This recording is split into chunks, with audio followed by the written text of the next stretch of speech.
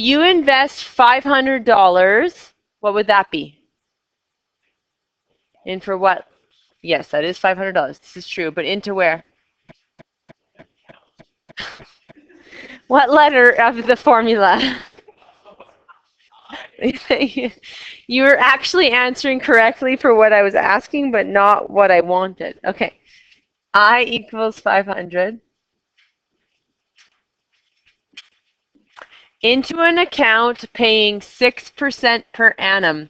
Per annum, they sometimes write it like this, 6% per A. That's also per annum. Per annum is just per year. They will always give you per annum. It will never change, so don't let that throw you off. What does that go in for? I, but it has to be what? 0.06. Your I is always in decimal form, just like it was in the last one, right? We subtracted off if it was depreciating by 20%. We subtracted 0.20 from 1. Because remember here, we're going to have a 1 again. It's 1 plus, right? This is very similar to the formula from yesterday for appreciation, right? It's just that we're dividing by compounding periods and multiplying by compounding periods because it's happening more than once a year. Okay? Compounded, this screams I need to use the formula F equals I 1 plus I divided by CP n times CP. And like I told you, they will have A and P instead, but I figure why not keep it the same letters we've used the whole way.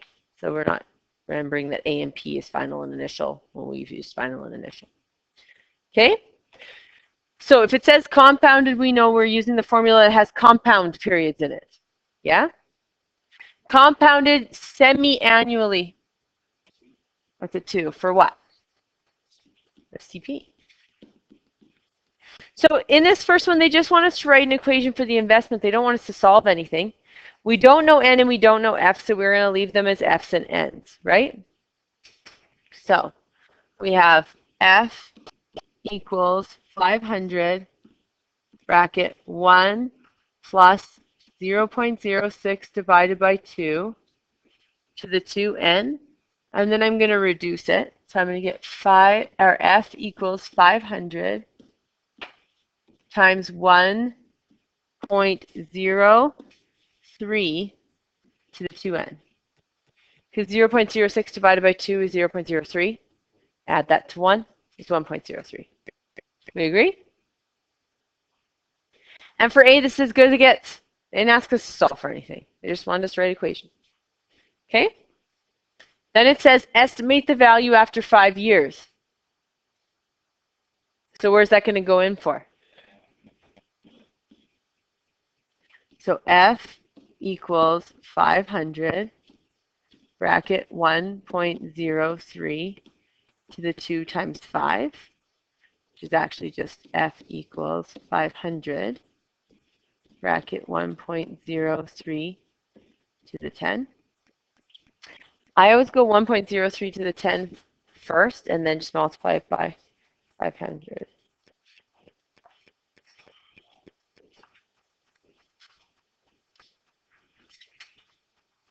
What's the hardest part about these word problems? Remembering what formula to put in. That's it. They're not hard, ridiculously hard questions. They're not tricky. So the easiest way I always think is half-life doubling, tripling. Use the first formula, that half-life formula, right? If it says appreciation or depreciation, or it's just increasing or decreasing without the word compounded, you use the other formula. If it has the word compounded, you use this formula. So if it doesn't say double, triple, or half-life, it's one of the other two formulas, correct? And if it doesn't say compounded, it's not this one. So it's the other one. Narrowed down very, very easily. Okay? Compounded, use this formula. Half-life, doubling, tripling, use the other. If it doesn't have those words, you use the only other formula I gave you. Okay. So this is going to be 671.96. What they can ask is how much interest was made. That's really easy. How much interest was made? How much did you put in? How much did you take out? So if they asked you for just how much interest you made, you would have 171.96 because you came out of the bank with $671 and you went in with 500. Now some people go in to the bank with 500 and they say I made 171. They'll be like their final is $200. Like, you're the worst banker ever. You made a mistake. Okay, so you're telling me you went in with 500 and you came out with 200. And so if it's 1 plus the interest rate, this value has to be higher because what's this? This telling me it's going up. If it's greater than 1, your investment is going up. If it's less than 1, you're decreasing, right? So if this is greater than 1, this final needs to be greater than what you went in with. If not, that's bad banking, okay? It's also impossible. This value would have to be less. So some people put 0.03 and they get a smaller value. That's why, right? So if it's increasing, your final needs to be bigger. It's just how it works. Okay? Now it says use a graph to estimate. I don't care about the graph. I want you to tell me when your investment, how long it takes your investment to double. So what changes? Nah, no, not even in slightly. Actually at all. I'm just like, I don't really care about any of that, which is sad because it's math, but I'm like, no, thank you. Yeah, I don't care about investments. I don't really like looking at mortgages. My husband's all into that. I'm just like, you do that and don't make us lose money and I'm happy. I'll just stay here. It's weird because it's math, but I'm like, nope, nope, not my thing. Also, people are like, oh, you're a math teacher. You would love this. And then they put like this big puzzle on the board and they're like, it's just this and this and this. And you can only connect it with 3 sticks. I don't know. Have you ever seen the puzzle where it's like, here's like 6 sticks and the sticks can do whatever and blah, blah, blah. Go. And I'm like, I hate that. Like, I don't even like it. No, like they're very excited about it, but because I'm in math, I think I'd be excited. I'm like, oh, I hate those puzzles so much. Like, it doesn't bring joy to me. Give me a Sudoku. Oh, the joy I get from a Sudoku. The Sudoku, it doesn't take math in the ways of like adding and subtracting, but it takes math in the ways of logical reasoning. Isn't that just logical reasoning? Which is part of math. Is it just math because of numbers? No, because it's reasoning. Reasoning.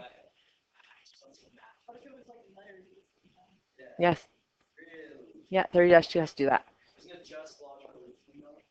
Which is a caveat of math. Because I use logical reasoning. Boom. All right. So we want the investment to double, which means the final value would be, thank you. So we have 1,000 equals 500. And what are we missing now? N. So we have 2N. Or don't say like, Mrs. Lepp, where's the N? I can't find it on my calculator. Just put an X. It doesn't matter. The button even says, the button, just so you know, says xt theta n. It represents any variable. And even n is on that little button. You're welcome.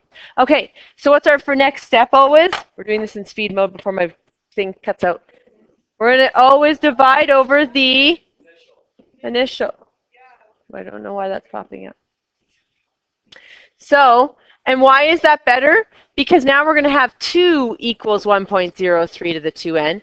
So when we type it into our calculator, our y1 equation is at 2 instead of 1,000. So my y max has to be like 2.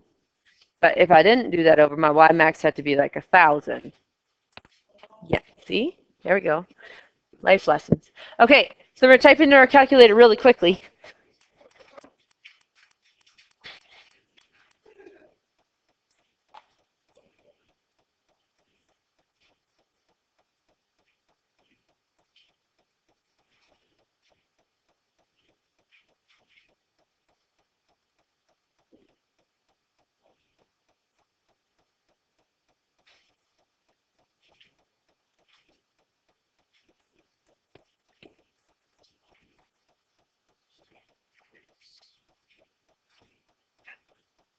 Come on, calculator.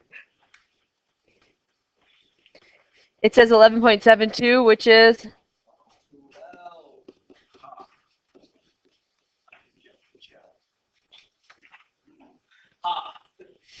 I didn't do it your way.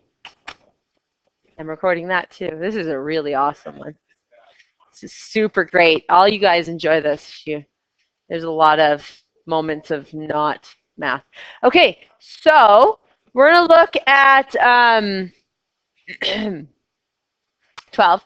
And it says 7,000 is invested in a 6-year GIC compounded quarterly. Oh, the word compounded. I know I need to use my formula. I'm not going to use those letters.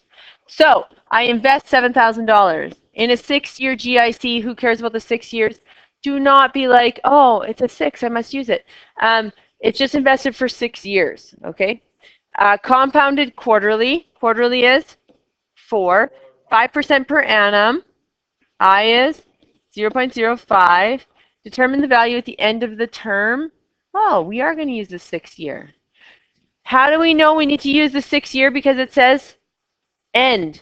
Sometimes they'll put 6-year GIC because what they mean is this interest rate was locked in for 6 years. So I could only calculate a year value in between 0 to 6. So they could ask me to find year 2, year 4, year 5. They could ask me to find a final value at whatever. But this thing is only locked in for 6 years at that rate. So some people think, oh, this is going to die. Some people think that a mortgage, when you go get your mortgage for 30 years or 25 years, you're golden. Whatever that rate is that you paid at the beginning, that's going to be your payment for the 30 years. There's no such thing as locking a mortgage in for life. You can't lock the interest rate in. You do have that mortgage rate. You have that mortgage for 25 years, but you have an interest rate for maybe 5. So what happened in the 80s or 70s, I can't remember. I wasn't alive then, but not in the 80s I was alive, 70s, meh. But in 1 year, their interest rates skyrocketed to ridiculous amounts, and people were losing their homes because what happened is they had a mortgage for whatever. They knew they could afford it at this interest rate, and then the interest rate at 5 years went away, and they had to get a new interest rate, and you don't have a choice. You can't be like, nah, I don't want that one. I'm just going to keep what I have, thanks. At the end of your 5 years, you have to take whatever the interest is at that time. And it was like ridiculously high.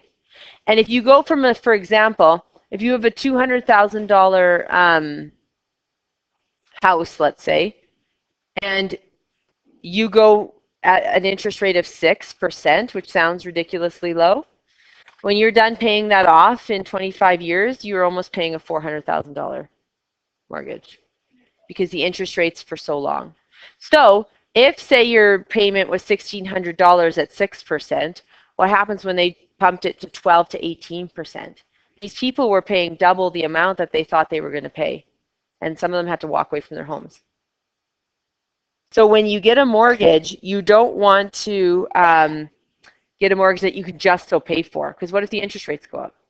And right now we're at a very low interest rate. The only place they really kind of can go is up in the world. So if people are buying mortgages right now at the interest rate they are, and they're maxed out, that scares me because the interest rates are probably just going to go up. So in 5 years, what happens? Can they afford their interest, right? So my point of this is we're going to use the 6 in this one because it said end of the term, but sometimes they'll put the 6 in there and you don't use it. They're just telling you that it's locked in for that 6 years if it's a mortgage, locked in for that 6 years, and then they ask you something that falls in there and the 6 is just extra information. Does that make sense? Okay. So n equals 6 in this case, and they want f.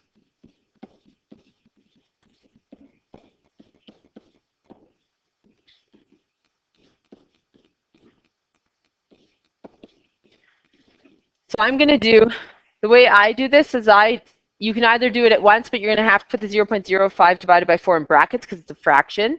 But what I do is I just do it in steps. So I go 0.05 divided by 4, enter, plus 1 to the power of, enter, to the power of 24, enter, plus 7,000. Yes, because that would be really crappy. You get like $1. It's a little bit better. 9,431.46 as opposed to the $1.34 I had. Full, 35. Let's get our extra penny there that we can actually have. Okay. If I asked you for the interest they made, 2,431.46, right? Agree?